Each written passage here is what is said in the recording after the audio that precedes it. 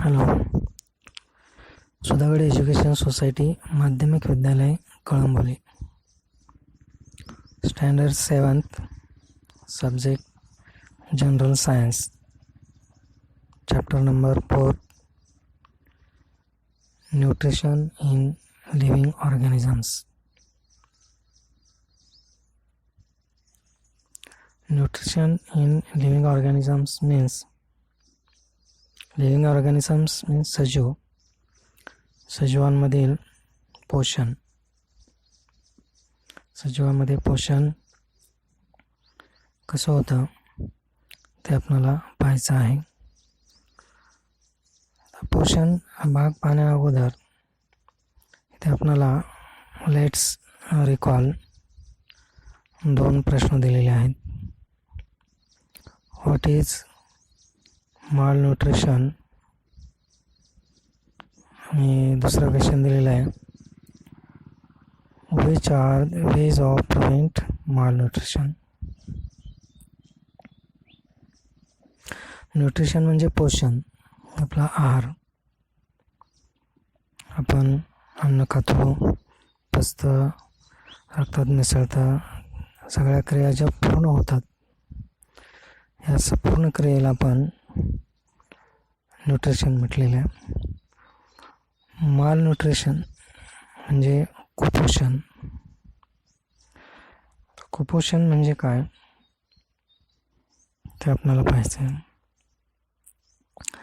माल nutrition is the state when the required nutrition for proper functioning of the body are not obtained through the diet. आपण जो आहार घेतो, diet म्हणजे आहार, त्या आहारामध्ये आपल्या शरीरासाठी योग्य असलेले न्यूट्रिएंट्स त्याच्यातून आपल्याला मिळत नाहीत. इम्बॅलन्स्ड डाएट म्हणजे योग्य पद्धतीचा आपला आहार नसतो. और म्हणजे घटक आपल्याला काही कमी पडतात, किंवा ओव्हर न्यूट्रिशन, जे घटक आपले शरीराला पाहिजे तेवढे लागतात, प्रमाणात लागतात, त्याच्यापेक्षा कमी पडतात, त्यालाही माल न्यूट्रिशन म्हणतात. आणि ओव्हर न्यूट्रिशन, जेव्हा आपल्या शरीरात ते घटक प्रमाणापेक्षा जास्त होतात तेव्हा त्यालासुद्धा माल न्यूट्रिशनच म्हणतात. इम्बॅलन्स्ड डाएट और over nutrition can be cause माल न्यूट्रिशन. कुपोषण म्हणजे काय, तर आपल्या शरीरासाठी लागणारे जे आवश्यक न्यूट्रिएंट्स आहेत, घटक आहेत, अन्नद्रव्य आहेत, ते आपल्या शरीराला कमी पडतात किंवा आपल्या शरीरामध्ये प्रमाणापेक्षा जास्त होतात. त्यामुळे जो आपल्या शरीराला त्रास होतो त्यालाच माल न्यूट्रिशन म्हणजेच कुपोषण म्हणतात. सेकंड क्वेश्चन दिलेलं आहे, Which are the ways to prevent malnutrition? म्हणजे मालन्यूट्रिशन कसं थांबवायचं, प्रिव्हेंट कसं केलं पाहिजे आपण. Taking wholesome food. Taking wholesome food म्हणजे आपण सकस पूर्ण आहार घ्यायचा, सर्व प्रकारचा आहार घ्यायचा. And balanced diet. Balanced diet म्हणजे ज्या डाएटमध्ये आता नंतर आपल्याला पाहिजे कोणकोणते घटक असतात ते.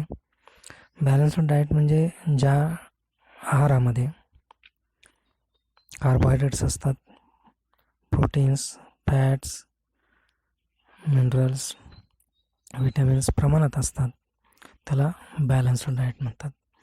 असा बॅलन्स्ड डाएट घ्यायचा in way of prevent malnutrition. असं जर आपण सगळं काय बॅलन्स्ड डाएट घेतला, आहार व्यवस्थित घेतला, होलसम फूड पूर्ण आहार घेतला, तर सर्व प्रकारचा आहार घेतला, प्रोटीनयुक्त, कार्बोहायड्रेट्सयुक्त, फॅट्सयुक्त, विटॅमिन्सयुक्त, मिनरल्सयुक्त असा जो पूर्ण जे आपल्याला घटक मिळतात असा आहार घेतला तर आपल्याला मालन्यूट्रिशन टाळता येतं. Similarly as per our age, म्हणजे हा जो आहार आहे तो वयानुसार, टाईप ऑफ वर्क, आपल्या कामानुसार we have to manage our diet to prevent malnutrition. वयानुसार, कामानुसार जर आपण आहार बॅलन्स्ड डाएट घेतला तर आपल्याला मालन्यूट्रिशनपासून वाचता येतं किंवा त्याच्यापासून बचाव होतो. नंतरच आपल्याला भाग पाहायचे न्यूट्रिशन म्हणजे काय.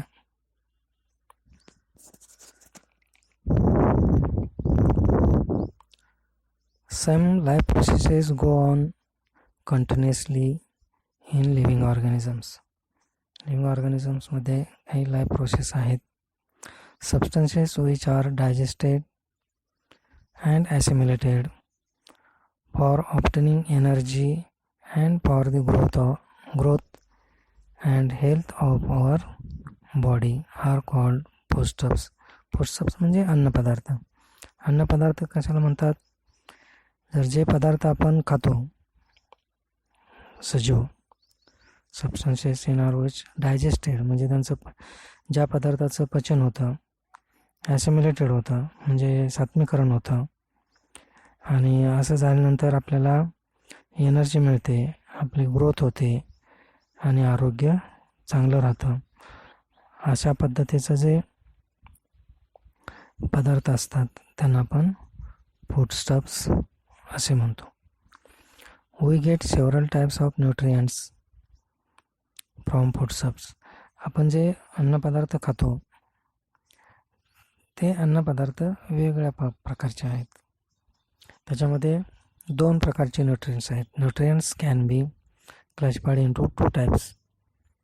आता हे 2 टाईप्स कोणते आहेत तर मॅक्रोन्यूट्रियंट्स अँड मायक्रोन्यूट्रियंट्स.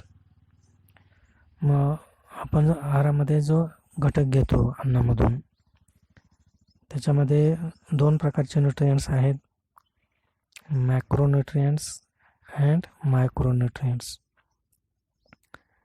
मॅक्रोन्यूट्रियंट्स म्हणजे काय? मॅक्रो म्हणजे जास्त प्रमाणात, मोठ्या प्रमाणात, आणि मायक्रो म्हणजे अल्प प्रमाणात, कमी प्रमाणात. न्यूट्रियंट्स लाईक बघा, मॅक्रोन्यूट्रियंट्स आपल्याला पाहिजे म्हणजे जे आपल्या आहारात जास्त घटक असतात. समजा आपण अन्न खातो त्यामध्ये कार्बोहायड्रेट्स, प्रोटीन्स आणि फॅट्स हे आपण मोठ्या प्रमाणात घेतो. भाकरीच्या स्वरूपामध्ये, भाजीच्या स्वरूपामध्ये, भाताच्या स्वरूपामध्ये, चपाती स्वरूप. कार्बोहायड्रेट्स आपल्याला मिळतात. प्रोटीन्स कडधान्य असेल, दूध असेल, इतर पदार्थ आपण मांस, मच्छी, अंडी हे जे पदार्थ खातो आपण त्याच्यातून आपल्याला प्रोटीन्स मिळतात. फॅट्स म्हणजे तेलयुक्त पदार्थ आपण खातो, खोबरं असेल, बदाम असेल, किंवा आहारामधून आपण वेगळ्या पदार्थामधून आपल्याला तेल मिळत असतं, फॅटयुक्त पदार्थ मिळत असतात. हे आपण मोठ्या प्रमाणात घेतो म्हणून यांना हे लार्ज क्वांटिटीमध्ये असतात. म्हणजे जे न्यूट्रियंट्स लार्ज क्वांटिटीमध्ये असतात त्यांना मॅक्रोन्यूट्रियंट्स म्हणतात. Nutrients like carbohydrates, proteins and fats are required in a large quantity. These are macronutrients. म्हणजे लार्ज क्वांटिटीमध्ये आपण जे घेतो आहारामध्ये त्याला मॅक्रोन्यूट्रियंट्स म्हणतात. आणि ते कोणते आहेत? कार्बोहायड्रेट्स, प्रोटीन्स आणि fats. Minerals and vitamins are required in very small quantity. Mineral, खनिज पदार्थ आणि विटॅमिन्स, जीवनसत्व हे आपण आहारामध्ये अल्प प्रमाणात असतात, आपल्या ते अल्प प्रमाणात मिळतात, आपल्याला घेतो आपण अल्प प्रमाणात. रिक्वायर्ड व्हेरी स्मॉल क्वांटिटी, थोड्या प्रमाणात आपण घेतो. असे जे न्यूट्रिएंट्स आहेत, या न्यूट्रिएंट्सला दे आर कॉल्ड मायक्रोन्यूट्रिएंट्स. त्यांना मायक्रोन्यूट्रिएंट्स म्हणतात. न्यूट्रिएंट्स म्हणजे ज्याच्यामधून आपल्याला वेगवेगळ्या प्रकारचे घटक मिळतात, त्याला आपण फूडस्टफ्स म्हणतो, अन्न घटक.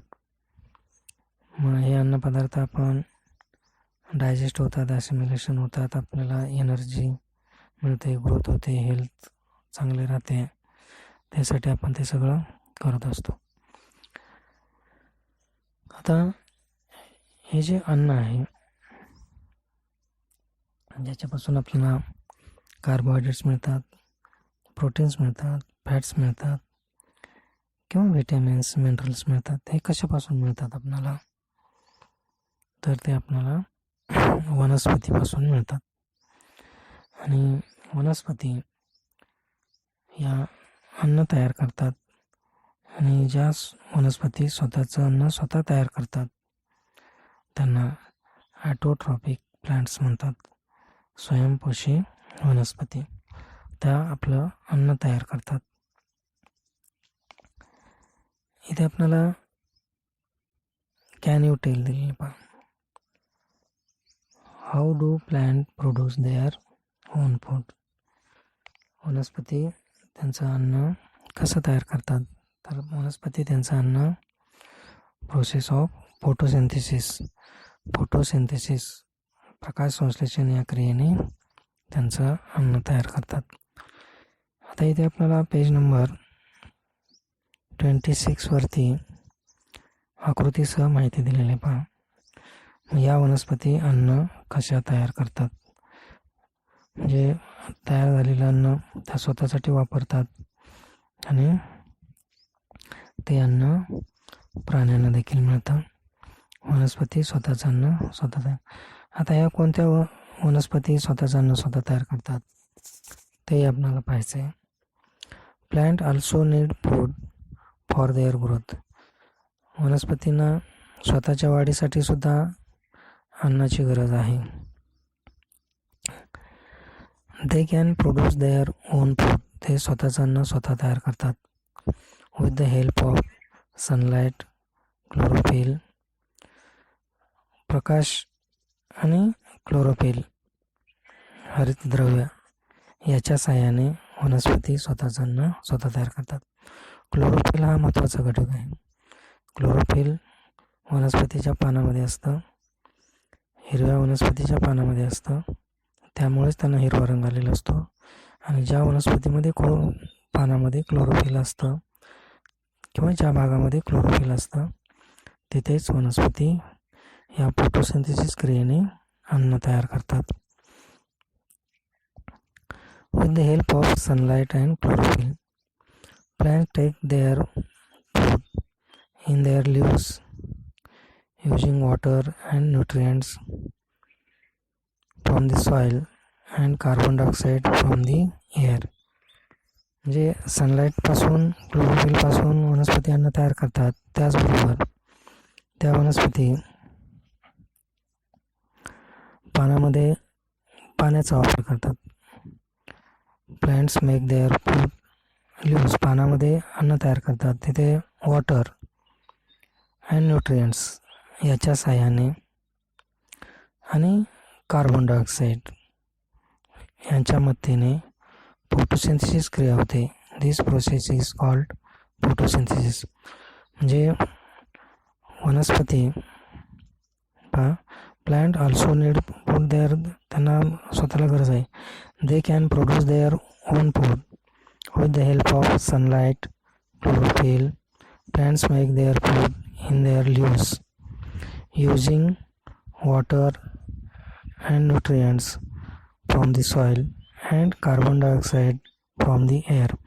हवेमधला कार्बन डायऑक्साईड म्हणजे सूर्यप्रकाश आपल्याला वरून मिळतोच, क्लोरोफिल पानामध्ये असतं, वॉटर अँड न्यूट्रिएंट्स मुळांनी शोषून घेतलेले असतात, पानामध्ये आलेले असतात, आणि कार्बन डायऑक्साईड ते हवेमधून शोषून घेतात.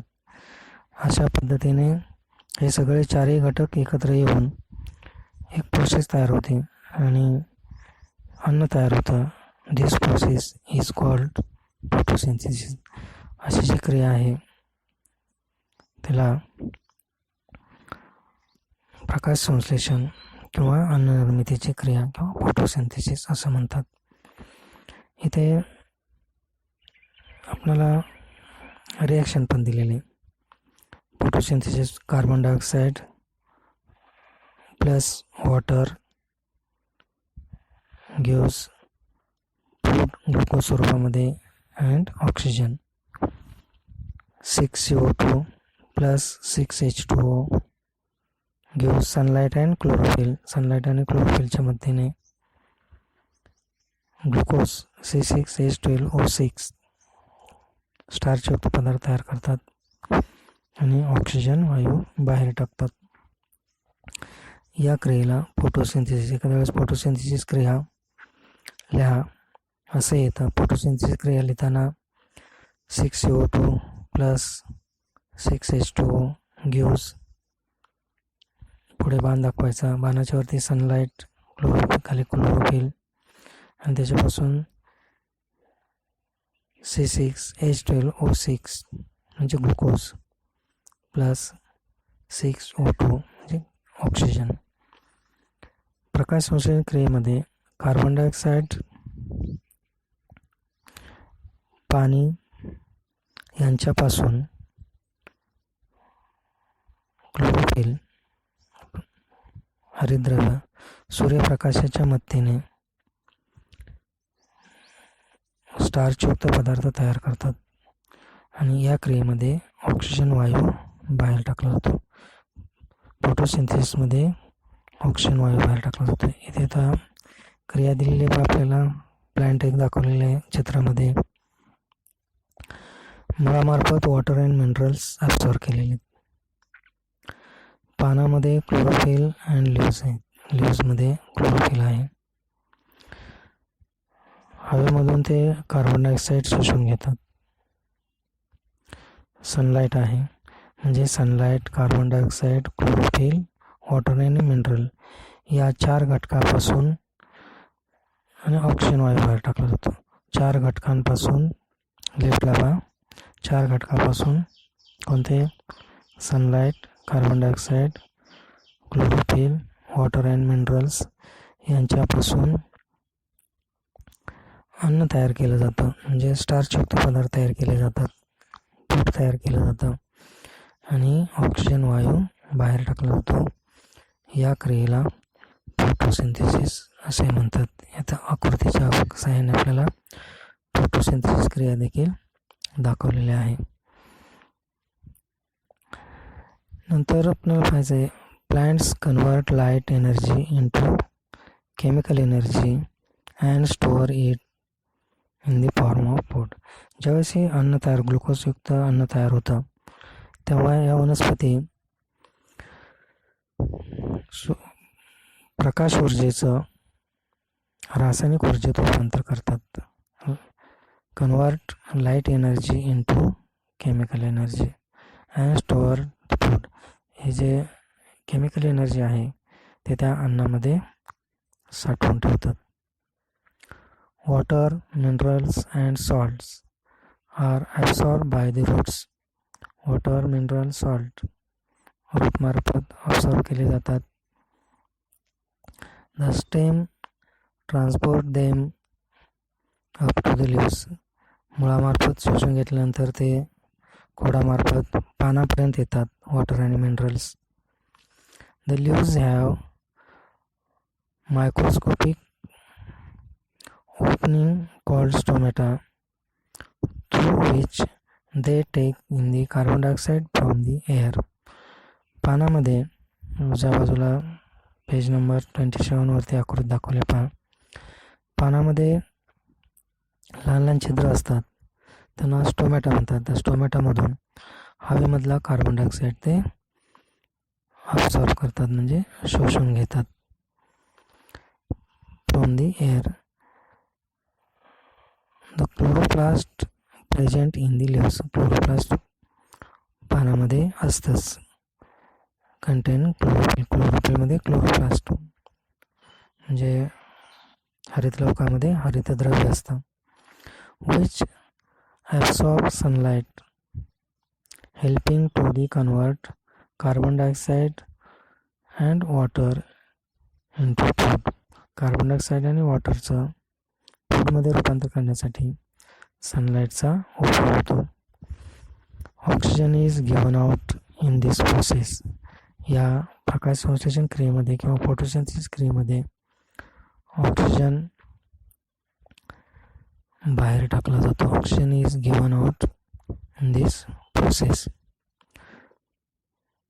Besides, leaves photosynthesis take place in some other parts like green stem. म्हणजे पानाशिवाय वनस्पतीचा खोडामध्ये सुद्धा अन्न तयार होतं. उदाहरणार्थ कॅक्टस वगैरे आपण पाहिले की जो भाग वनस्पतीचा हिरवा असतो, ज्यात हरितलोक असतं, अशा भागामध्ये सुद्धा अन्न तयार होतं. दे कंटेन्स क्लोरोफिल. त्याच्यामध्ये क्लोरोफिल असलेल्या भागामध्ये वनस्पती फोटोसिंथेसिस क्रियेने अन्न तयार करतात. आपण आता न्यूट्रिशन म्हणजे काय पाहिलं, माल न्यूट्रिशन प्रिव्हेंट कसं करायचं, नंतर मायक्रोन्युट्रियंट्स, फोटोसिंथेसिसनं अन्न तयार कसं होतं. फोटोसिंथेसिसने अन्न तयार करण्यासाठी 4 घटकाची आवश्यकता आहे. Carbon dioxide, water, sunlight and chlorophyll यांच्यापासून ग्लुकोज तयार होतं आणि ऑक्सिजनयुक्त पदार्थ बाहेर पडतात. The process of taking in the using food which takes place in living organisms is called nutrition.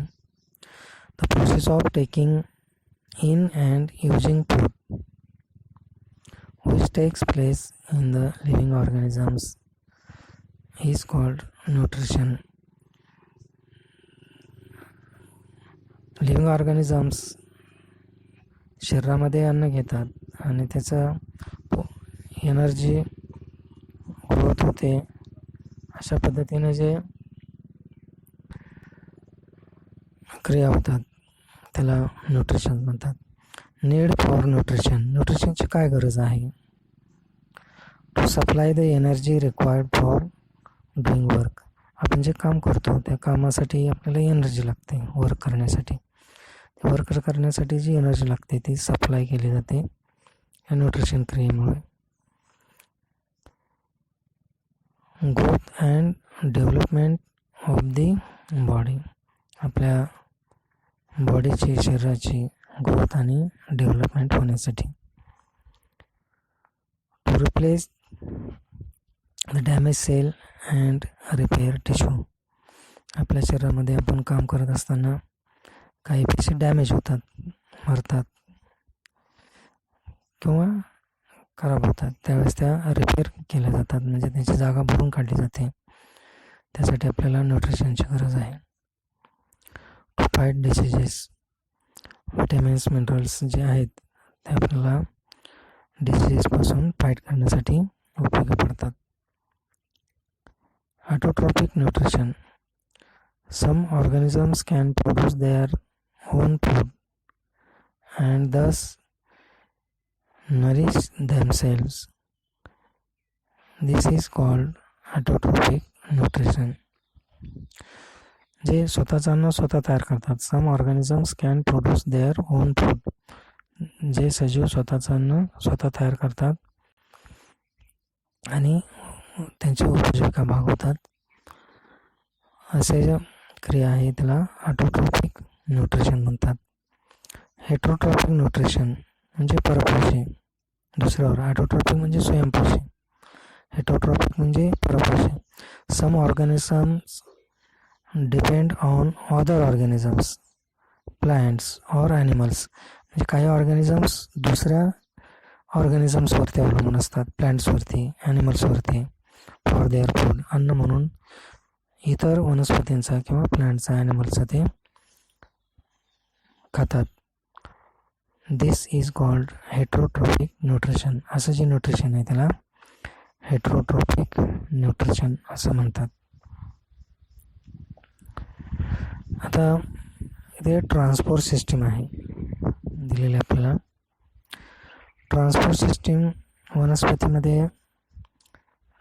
वनस्पतीमध्ये ज्या क्रिया घडतात ते ट्रान्सपोर्ट होतात एका ठिकाणावरून दुसऱ्या ठिकाणी. मग आता ते ट्रान्सपोर्ट सिस्टीम काय आहे, तर वनस्पतीमध्ये जसं आपण एका ठिकाणावर माल दुसऱ्या ठिकाणी नेतो, किंवा रस्ते असतात, किंवा पाणी न्यायचं असेल तर जलवाहिन्या असतात, म्हणजे वेगवेगळ्या प्रकारची सुविधा असतात. तसं वनस्पतीमध्ये मुळापासून वनस्पतीच्या इतर भागाकडे किंवा इतर भागाकडून दुसऱ्या भागाकडे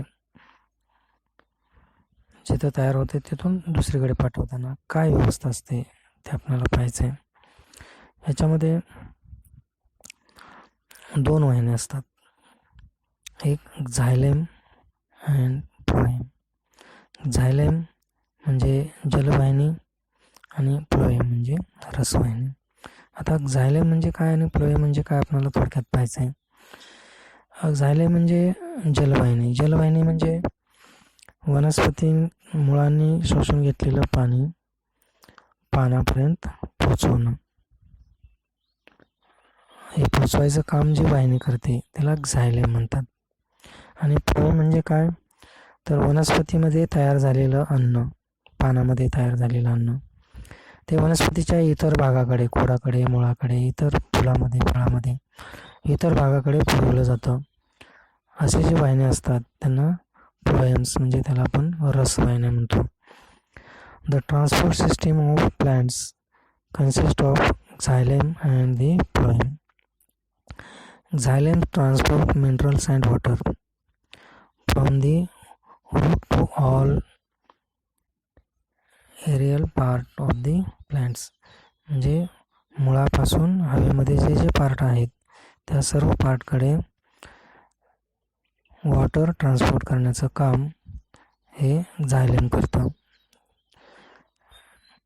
ऑफ द प्लांट्स.